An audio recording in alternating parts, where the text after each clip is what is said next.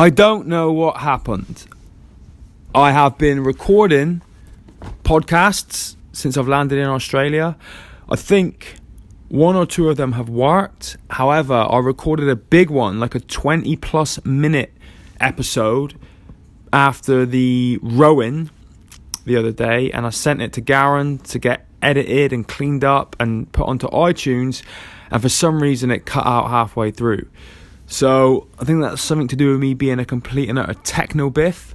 So I'm going to try and rectify that now by putting this episode together and very quickly summarising what has happened in this journey so far. Even though today is my last day of competition, tonight is my last event in the shot put, I'm going to very quickly, in 10 minutes or less, try and put together what has happened so far. So check it out. Alright, so we started this whole journey back with the rowing. Now, just a quick story from last year, when I was in Toronto and I did the rowing, I came away with 2 silver medals, which is fantastic, and I was proud of that, and I was kind of happy with what it was that I'd achieved, but I wasn't 100% satisfied. I'm not going to lie, I go into all these things, training and preparing both mentally and physically to win them, and to be the best version of myself that I can be. And I actually lost the 4-minute endurance race by 17 meters and the 1-minute sprint race by 19 meters. And I didn't think it would affect me that bad, but actually I spent pretty much the entire year after it thinking about it and thinking about what I did wrong, where I messed up, what I could have done better, how I could have prepared better, what was wrong with my technique, what was wrong with my strategy, all these different things. And it's very, very hard to try and get your head around, especially when the gap was so close. So I spent an entire year thinking about it, adapting my training around it, changing my strategy around it, and coming back this year to Sydney to try and rectify those mistakes. Now, the weird thing is, I did pick up 2 golds this year. I got a gold in the 4-minute endurance race and a gold in the 1-minute sprint. In the 1-minute sprint, I equaled my distance to last year. But in the 4-minute endurance race, I actually didn't get a PB. My personal best was last year, which I think was 956 meters. And I only got 908 this year. But I think that's because rather than attack the rowing with brute force and ignorance like I did last year, I attacked it with more of a strategy this year and a plan, and my technique was different and my approach was different. And although I think I could have beat my personal best, when I got to the end of the race, that last minute where I'd usually sprint, I decided not to this year. I decided to leave it for the last 30 seconds because I thought that was enough to still clinch it. And I was thinking strategically about the 1-minute race. I thought I don't want to really hammer myself too much here now unless I need to, when I can save a bit of energy for the 1-minute race. And, it couldn't have gone better thanks to all the coaching that I had from Hannah and Helen, and, a lot more of the talk about being strategic over just being an idiot and going like a lunatic. I decided to use my brain a little bit more. And, like I said, it worked out. I managed to bag 2 golds. The plan went perfectly, and I was over the moon with that. I feel like I really have drawn a line under last year in Toronto now, and I've ticked that box, and I've achieved what it was I wanted to do, and I don't ever have to do it again, which is a great feeling, because if you've ever sat on a Concept 2 rowing machine and gone hell for leather for 4 minutes or more, then you'll know just how deep you have to dig and how soul destroying it can be doing that race. So very quick summary of that. Went in with the plan, with the strategy. I did what my coaches told me, and it worked. We came out on top. So I've drawn a line under that now, and I'm happy, and I moved on. Now, after the rowing was the swimming. Oh, and before I go on, I apologise if any of you guys follow me on social media and you're probably sick to death of hearing all this or seeing all of this, because you know how much I'm into social media and pushing things out there. So you've probably seen this a million times already. But I just wanted to talk you through that as well. A similar thing happened last year in the swimming. I went out and I set my goals. And again, I was going for gold. And last year, it just didn't happen for me. Last year I got 2 bronzes, which again, it was great to medal, but, I kind of try and set my standards as high as I possibly can at everything, that I do, nearly all of the time. And although it was great to get those medals, I still was disappointed with myself that I hadn't trained better, pushed myself harder, and achieved what it was I set out to achieve. So I came back again this year, different strategy, completely different swimming technique. I'd learned a lot over the last 12 months about how I swim more efficiently, from everything from my stroke down to my breathing, to my starts, to my sprints, all those different things. And I attacked it differently. And again, it worked out pretty well. I was just pipped to the post on the 50 meter freestyle. I thought that was going to be my strongest event, where I could just go really hard, really fast. And I just missed out by like a second to Massimo, one of the Italians, who's a great swimmer. But I got a silver, which I was happy with.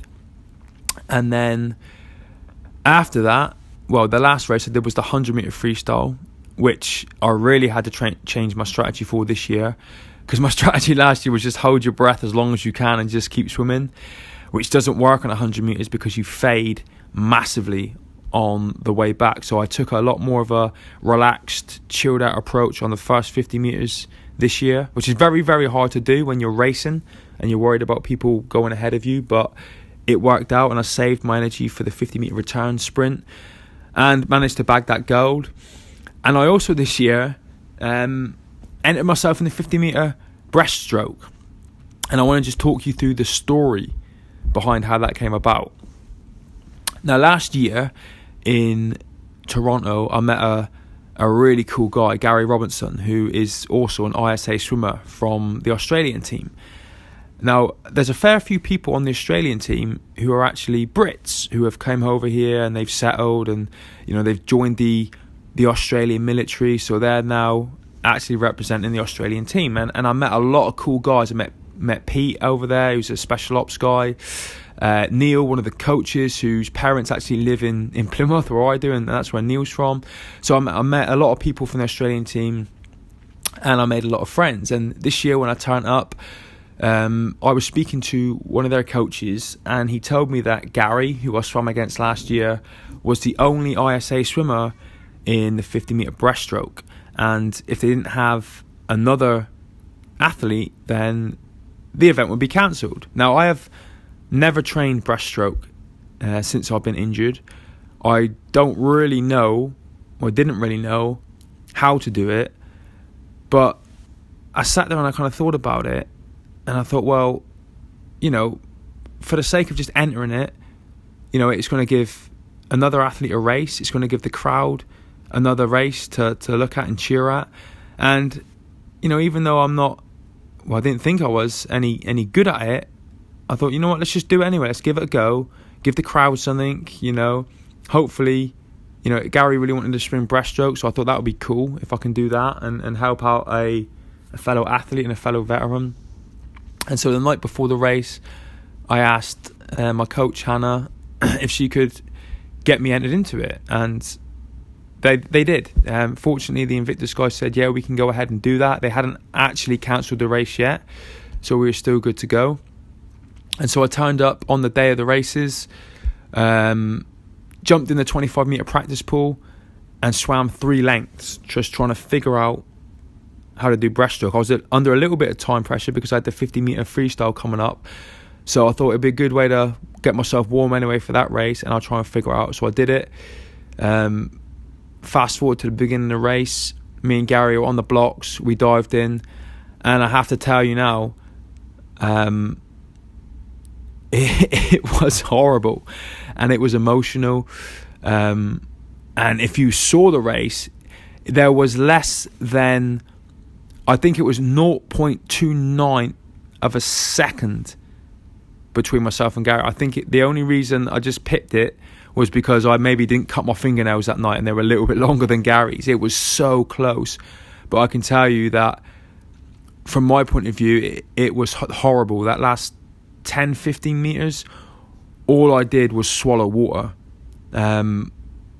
I had a bit of water in my system, and I needed to cough it out, but I knew that if I coughed it out, I would have messed up my stroke. I would have probably sank a little bit, and that would have lost it for me. So I was literally on purpose swallowing water for the last 10-15 minutes just to make sure that I kept my breathing okay and I can make it to the end. And I was literally drowning. If you watch the video, you can see me going deeper and deeper and deeper into the pool.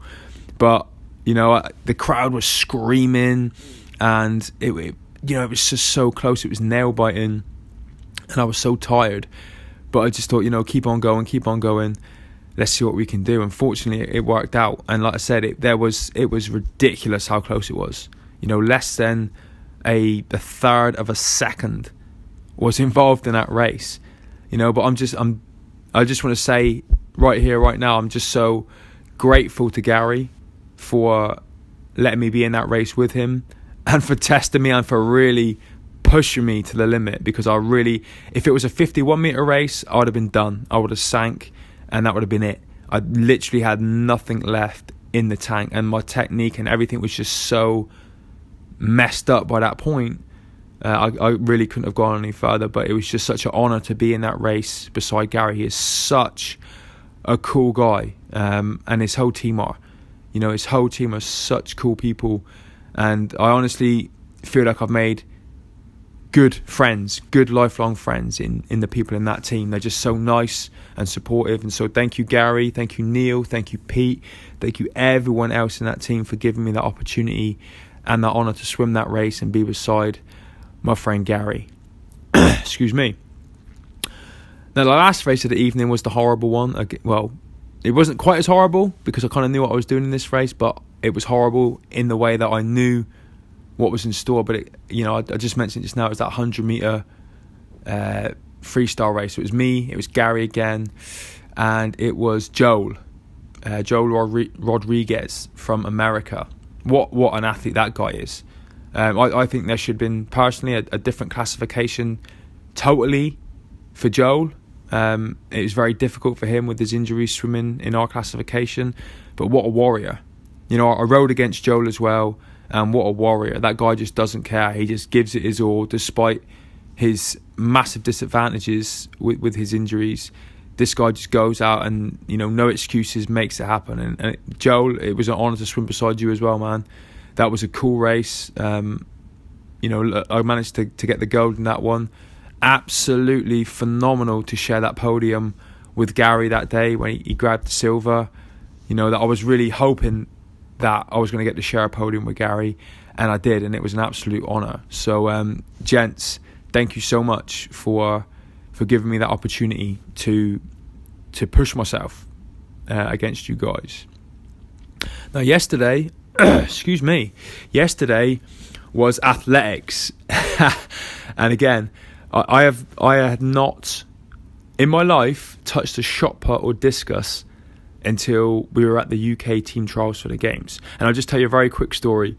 Because I had not touched a shot put or discus, my plan at the trials was to watch everybody else throw, see how they did it, act like I knew what I was doing, kind of fake it till you make it type thing, just throw some shots and some discuses, and then hopefully do well enough to make the team.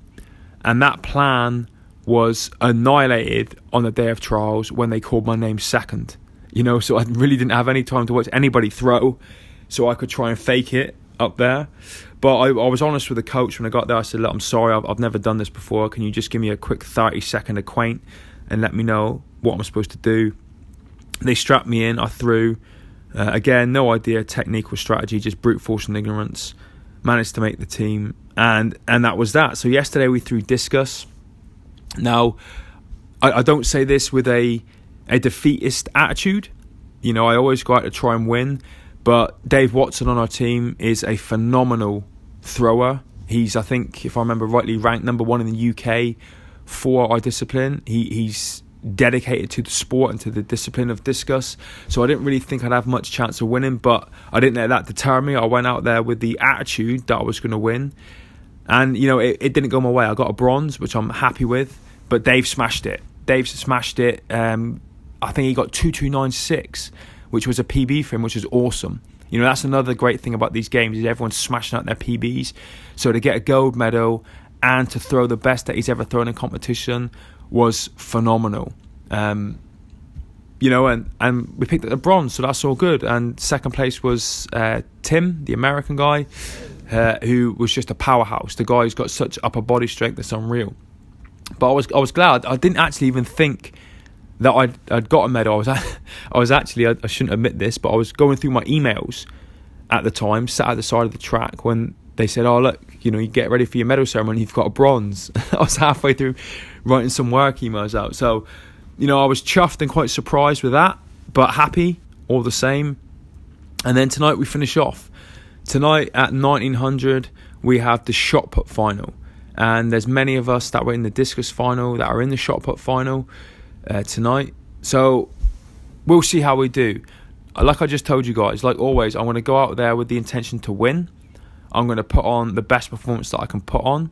I'm going to hope to get the gold, because that's what I always strive for. Because not just because of the medal, but because that tells me that I've done my best. I've put in my best performance and been the best version of myself that I can be in that particular circumstance. So we're going to go out there tonight with the intention of doing that. I don't know how it will go, but I can promise you that I'm going to put on the best show that I can. And then it's over. Then the games are over. And I'll be honest with you guys, I am really looking forward to that. I'm beaten up emotionally, physically, mentally. I've had the time of my life out here, but I really just want to now chill out, jump in the bath, relax, get some good food, get together with my friends, get together with my family, and then go out there and celebrate and just reflect on this insane journey that we've been on for this last week, and just congratulate everybody that's been here and done everything that they've done. So I will probably in another podcast, because I've like I said, the ones I've done to this point have messed up, so it's gone a bit out of sync. But in another podcast, I'll probably just do a quick summary of how the shot put went, how the celebrations and the party went, what my thoughts and feelings are on the entire thing, you know, heading back home to the UK. And just do a quick wash up and let you guys know how it's all gone. But guys, it's been emotional. It's been incredible. I've had a fantastic time. My family have had a fantastic time. All the athletes that I've spoken to have had a fantastic time. We've made loads more new friends this year from all around the world. I hope that Team UK have put on a show for you guys and shown you what we're all capable of, and that, you know, despite the challenges that we face in our life, you may slow us down, but you will never ever stop us. You know, and that's what the Invictus Games is all about. So thank you guys as always for your support and your encouragement. My social media has gone absolutely insane. You know, we're at nearly 16,000 views with the documentary. Garen's told me that this podcast, the downloads have spiked massively. So thank you to all you guys who have downloaded it, subscribed to the podcast on my YouTube, left comments, shared it around your social media. You know, I really, really appreciate it, and I couldn't do any of this stuff without you guys pushing out the messages. So thank you all for that.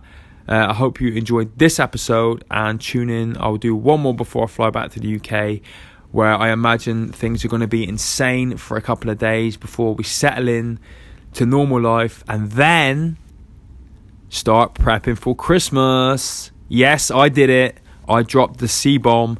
Christmas, my favourite time of the year, is round the corner. So be prepared to be extremely annoyed with my social media posts in the run-up to Christmas. Guys, thank you all. I appreciate it all. I'll speak to you next time on the No Limits podcast. Mark out.